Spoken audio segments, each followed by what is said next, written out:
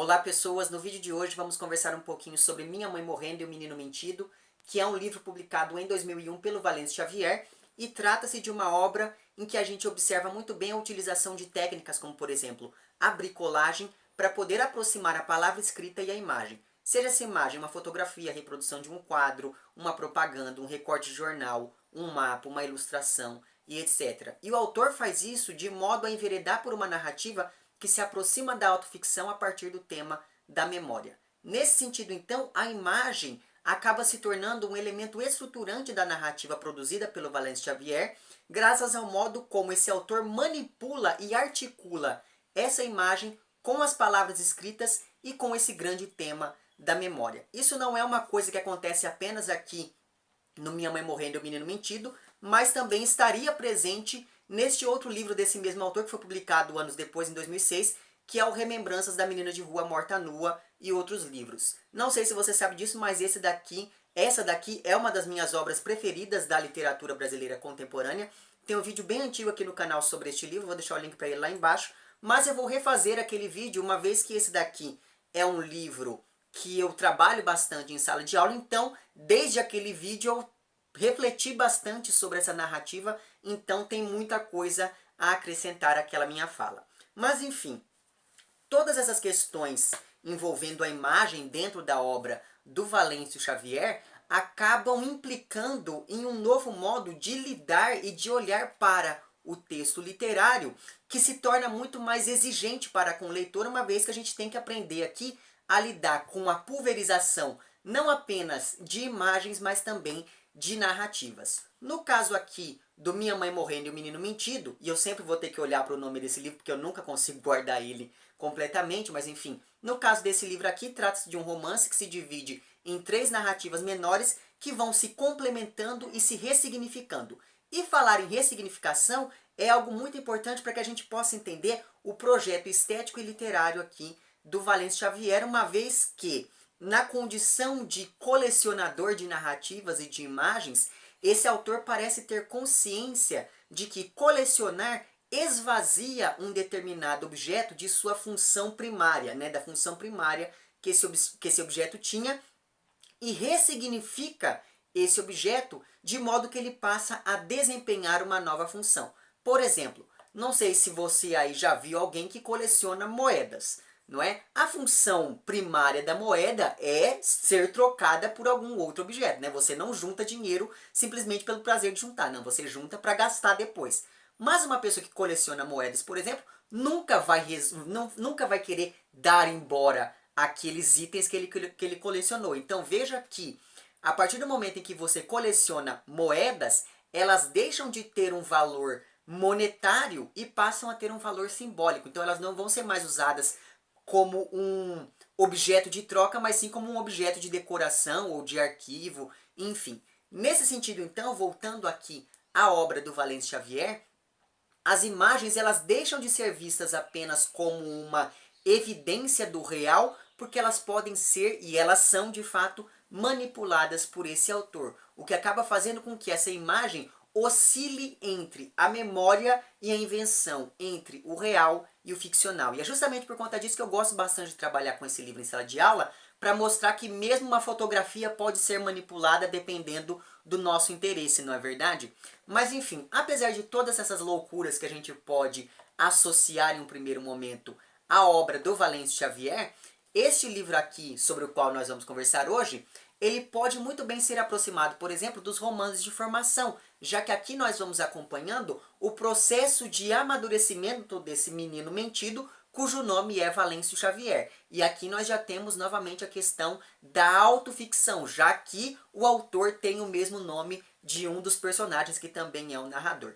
Eu falei um pouquinho sobre essa união do tema da memória com a fotografia e com a autoficção, quando eu fui falar sobre o Memórias da Infância em que eu Morri, que é o romance de estreia do Hugo Pascotini Pernet. Vou deixar o link para aquele vídeo lá embaixo, porque lá eu falo um pouquinho dessa questão toda da autoficção e de como que a gente pode diferenciar esse tipo de literatura da literatura autobiográfica, por exemplo.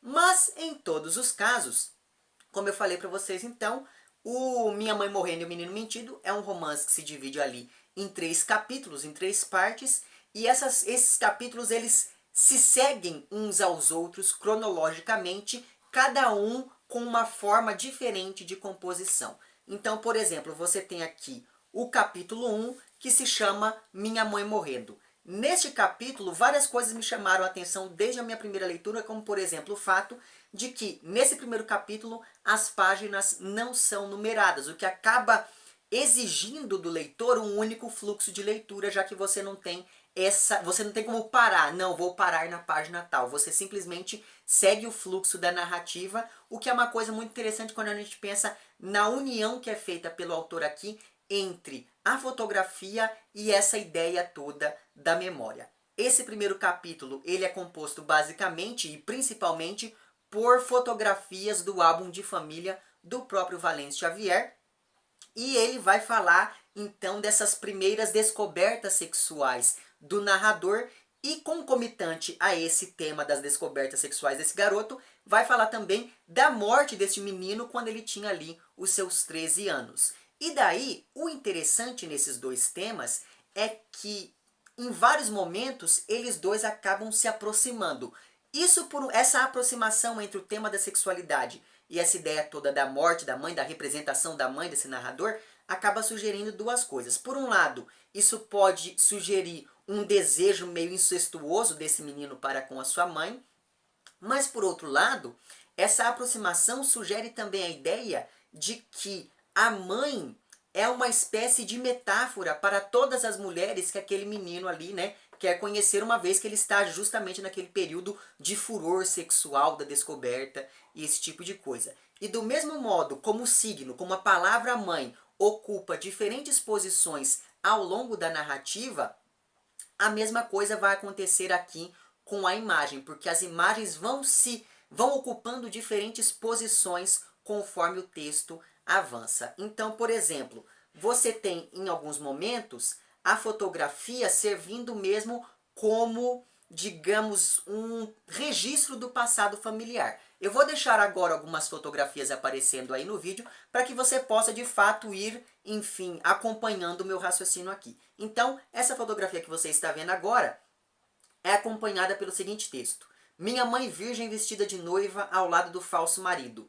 Mariinha transvestida e convidados inventados em traje de gala. E daí o texto continua. Veja que aqui o texto ele não está se referindo à fotografia, e nem a fotografia se refere ao texto, mas ambos acabam contribuindo para registrar o passado da família deste narrador, diferentemente dessa outra imagem que eu vou deixar aí agora para vocês, que é acompanhada pelo seguinte texto: Minha mãe é aquela direita na foto, a mais magra odalisca de turbante. E daí o texto continua. Veja que aqui a fotografia serve como uma espécie de ilustração e o texto vai fazer às vezes ali de legenda mesmo, uma vez que existe uma ligação entre essas duas formas textuais, a forma verbal e essa forma imagética proposta ali pela fotografia. Só que para além dessa função então ilustrativa e dessa função de registrar o passado familiar, a fotografia também vai aparecer aqui como um elemento que aproxima a ficção e a realidade. Por exemplo, vou deixar aí nova fotografia para que você veja. Essa fotografia é acompanhada pelo seguinte texto: O de Cossaco é o meu irmão Grisha, meu pai era russo já separado da minha mãe. O da esquerda sou eu, Aladim. E daí ele vai descrevendo uma série de nomes aqui que me fez ficar pensando, será que quem está falando aqui é o Valêncio Xavier? Será que quem está falando aqui é o narrador? Será que quem está falando aqui é um outro narrador que acaba assumindo a voz narrativa nesse momento? Será que na verdade aqui trata-se do narrador Valêncio Xavier que assume uma outra identidade? Então veja que, por mais que a fotografia esteja aí, o texto acaba justamente deslocando a função dessa fotografia enquanto um registro desse passado, desse momento em que o narrador e o irmão se vestiram ali de Cossaco e de Aladim, enfim, coisas do tipo. E a influência da imagem sobre a realidade é algo que estava presente desde o início do livro, como por exemplo a gente observa nesse seguinte trecho. Aqui é o trecho inicial do romance, quando o narrador vai descrever o cadáver da mãe. Então ele diz o seguinte: Minha mãe nua, corpo grande, firme, branco que nem folha de papel, sem pelos nos braços, nas coxas lisas, mais brancas, mais lisas ainda que os azulejos. Água transparente, alfombra na branca banheira branca, flutuantes cabelos soltos, longos, ruivos, quase ruivos, mancha ruiva imóvel no meio das coxas, quase ruivos, os não róseos mamilos. Minha mãe nunca me amou. O tempo que fiquei olhando pela porta aberta, o tempo de uma foto. Então veja que a partir do momento em que esse narrador diz que ele ficou ali pelo tempo de uma fotografia, a gente já percebe a importância que a fotografia, a importância que a imagem tem na vida desse sujeito. E é justamente por conta disso que a imagem começa mesmo a perseguir este narrador cada vez mais, e justamente por conta disso ele tenta se desvencilhar dessa imagem que é mesmo a imagem do cadáver da mãe.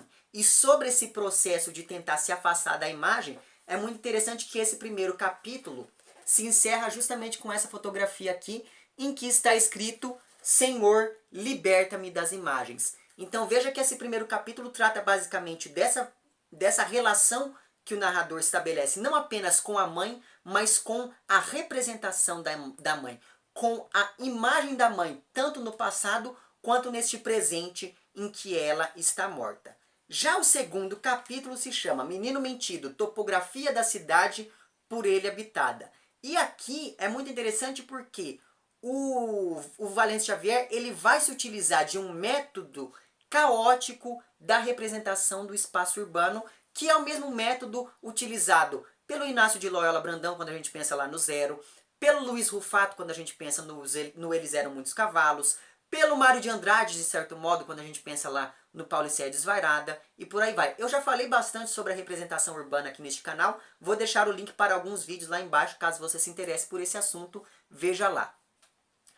Mas o fato é que essa representação caótica acaba refletindo muito bem toda a desordem, todo o consumismo e toda a violência que acaba tendo que ser levada em consideração quando a gente pensa na vida em uma cidade urbana, que deixa de ser aqui apenas um espaço da memória e ganha mesmo a importância de um personagem, já que essa cidade, que é a cidade de São Paulo, aqui retratada pelo Valêncio, acaba refletindo os medos e as dúvidas próprias ali do período da adolescência deste personagem narrador.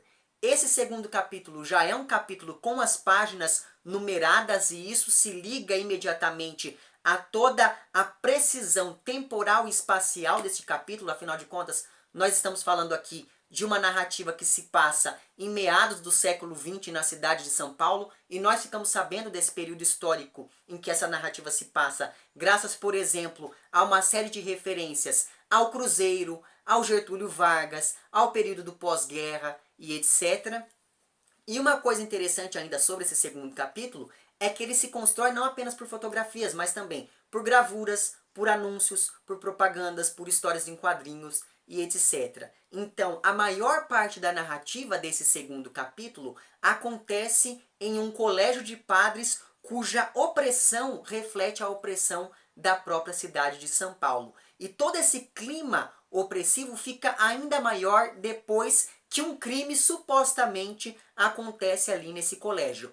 Porém, como não existem imagens desse crime, como não existe ali qualquer vestígio visual desse crime, o narrador fica em dúvida e nos deixa em dúvida também sobre a veracidade desse evento. Então, a todo momento a gente fica se perguntando, mas será que isso de fato aconteceu ou não? Ou seja, aqui nesse segundo capítulo, as imagens voltam mesmo a ter esse status de evidência do real, de evidência da realidade, chegando inclusive a ser um elemento articulador da memória. E daí sobre isso, na página 47 aqui dessa minha edição, o narrador diz o seguinte: doente na cama, o menino lia livros do Monteiro Lobato. Nunca consigo guardar na memória o que contam as palavras, mas lembro bem das histórias pelas ilustrações. E daí você tem uma série de ilustrações de livros do Monteiro Lobato. Então veja aqui, nesse trecho que eu acabei de ler para vocês, é muito interessante que a posição da imagem varia tanto quanto a posição do narrador, porque nós temos um narrador que começa na terceira pessoa, depois ele vai para a primeira, depois ele volta para a terceira, e assim por diante. Só que de uma maneira ou de outra, até esse segundo capítulo, a questão da imagem sempre fica circunscrita aos temas da memória e da autoficção. A partir do terceiro e último capítulo do romance, que se chama lá Menino Mentido, a imagem começa a se ligar cada vez mais à importância do olhar. Isso porque, ao longo desse terceiro capítulo, ao longo dessa última parte do romance, nós temos sempre olhos desenhados nas páginas e esses olhos começam a piscar para o leitor, porque você sempre tem uma página com o olho fechado e daí na página seguinte o olho está aberto. E daí conforme você vai passando as páginas, esse olho começa a piscar de fato para você. E sobre isso é muito interessante, pensando nessa relação que se estabelece entre a imagem e o olhar, é muito interessante porque há dois trechos aqui dessa terceira parte do romance que evidenciam bem essa questão do olhar. Esses trechos estão nas páginas 139 e 149. Na página 139 está escrito assim: fechado dentro do armário da casa, eu não via nada. E daí você tem um quadrado preto aqui acima, ilustrando esse pensamento do narrador. Então veja que, como ele está em um lugar escuro dentro do armário da casa da tia dele, evidentemente, mesmo que ele esteja com os olhos abertos, ele não vai ver nada, e daí você tem aqui esse quadrado para, digamos, ilustrar essa visão do narrador. E a mesma coisa acaba acontecendo nessa outra página, que nós também temos a presença desse quadrado escuro aqui. Então veja que, não por acaso, esse terceiro capítulo acaba se construindo por meio de referências, por exemplo, ao cinema, à televisão, à cultura de massa e à cultura popular. E é justamente por conta disso que nós temos aqui, nessa terceira parte do romance, uma série de cartazes de divulgação de filmes. Nós temos imagens dos próprios filmes que esse narrador ia assistir no cinema quando ele era uma criança ali, né, um pré-adolescente. Nós temos trechos de cantigas populares, capas de livro de cordel, reportagem de jornal, livros, imagens de revistas ilustradas, documentários sobre o Lampião e etc. E o narrador faz essa espécie de coletânea de imagens, ele traz essa série de imagens pulverizadas justamente para tentar ocultar o possível envolvimento sexual que ele teve com uma prima ali mais ou menos na mesma idade que ele. Então veja aqui, entre uma ida e outra ao cinema, o narrador começa a se lembrar dessa experiência sexual com a prima, dessa possível experiência sexual com a prima, ao mesmo tempo em que ele se lembra do Lampião e de um sonho que ele tinha com certa frequência quando ele era uma criança. Isso acaba se ligando muito, todas essas informações acabam se ligando muito ao modo como esse personagem e a prima dele se constroem nessa terceira parte do romance. Porque o personagem narrador, se ele é um menino mentido, como sugere aqui o título do romance, a própria existência dele pode ser questionada. Ele pode muito bem ser uma mentira. Do mesmo modo, existem vários momentos aqui em que é muito difícil saber se esse envolvimento sexual que ele supostamente teve com a prima aconteceu de fato, ou se foi um sonho, ou se foi a projeção de um dos vários desejos desse narrador, porque vamos lembrar lá que é o mesmo narrador que na primeira parte do romance sentiu uma série de desejos, ele olhava para a mãe com um olhar um pouco desejoso, enfim, se é que você me entende, não é? Então veja que nós estamos falando desse mesmo sujeito. Então do mesmo modo como ele olhava para a mãe com uma certa cobiça, ele pode estar olhando para a prima e projetando nessa prima todas as fantasias que ele guarda ali para ele próprio. E daí, desse movimento incerto entre ter ou não se relacionado sexualmente com a prima, nós temos um sentimento de culpa que ele sente. Só que aí, mesmo esse sentimento de culpa não deixa claro se algo chegou de fato a acontecer ou se ele se sente culpado só por estar pensando em certas coisas, porque existem coisas um pouco pesadas aqui que ele imagina se fazendo ali com essa prima, enfim. E uma coisa muito interessante, pensando ainda nesse sentimento de culpa, é que ele se liga diretamente àquela história que ele vai se lembrando do Lampião. Como se esse narrador fosse ser punido pelos seus desejos, assim como o Lampião havia sido punido pelos seus crimes. Porque afinal de contas, vamos nos lembrar que este é o mesmo narrador que acabou de sair ali, né, de um colégio de padres, esse tipo de coisa. Então essa questão do pecado é algo muito forte na cabeça desse cidadão aqui. Então veja que as duas partes anteriores do romance acabam contribuindo para a construção desse personagem nessa última parte. Se por um lado você pode ler essas partes de maneira quase independente, por outro, a sequência narrativa é algo muito importante para que a gente possa entender o modo como esse personagem se comporta ou deixa de se comportar nesse finalzinho aqui do livro. Agora, se esse impasse sobre o envolvimento do menino com a prima não pode ser resolvido, a imagem começa aos poucos a ir se desconstruindo. E essa desconstrução da imagem acaba levando mesmo à desconstrução da palavra, porque vamos nos lembrar que a palavra escrita também é uma imagem, não é verdade? E daí eu vou deixar aqui uma foto aí para que vocês vejam no vídeo, das últimas páginas do romance, porque é muito interessante o modo como a palavra vai mesmo se desfazendo, como a palavra vai se desmanchando conforme a narrativa vai chegando ao final. Portanto, me parece que com este seu livro aqui, o Valêncio Xavier deixou evidente que a mesma imagem que pode ser ali uma testemunha da realidade, também pode ser esvaziada e manipulada de modo a construir um cenário fictício, delirante, onírico, imaginário e etc. E é justamente por conta disso tudo que eu recomendo fortemente a leitura de mais este livro do autor para vocês. Não é muito fácil encontrar os livros do Valêncio Xavier, mas caso você encontre em algum momento da sua vida, compre porque vale muito a pena. Eu sei que o Remembranças da Menina de Rua Morta Nua, que para mim ainda é o melhor romance dele, eu sei que este livro aqui é um pouco mais fácil de ser encontrado, então eu vou deixar o link lá embaixo deste livro lá na Amazon, e daí você compra, e com isso me ajuda e todo mundo fica feliz, não é verdade? Mas me parece que esses vendedores independentes da Amazon também estão vendendo este livro aqui, ainda que por um preço meio salgado. Bom, é isso então. Se você gostou do vídeo, não esqueça de curtir e de compartilhar. Caso não tenha gostado, não esqueça de dizer lá embaixo porque não gostou. Se você está inscrito no meu canal, muito obrigado pela sua inscrição. Caso não esteja inscrito, se inscreva também lá embaixo. Um amplex para vocês todos, até o próximo vídeo e tchau!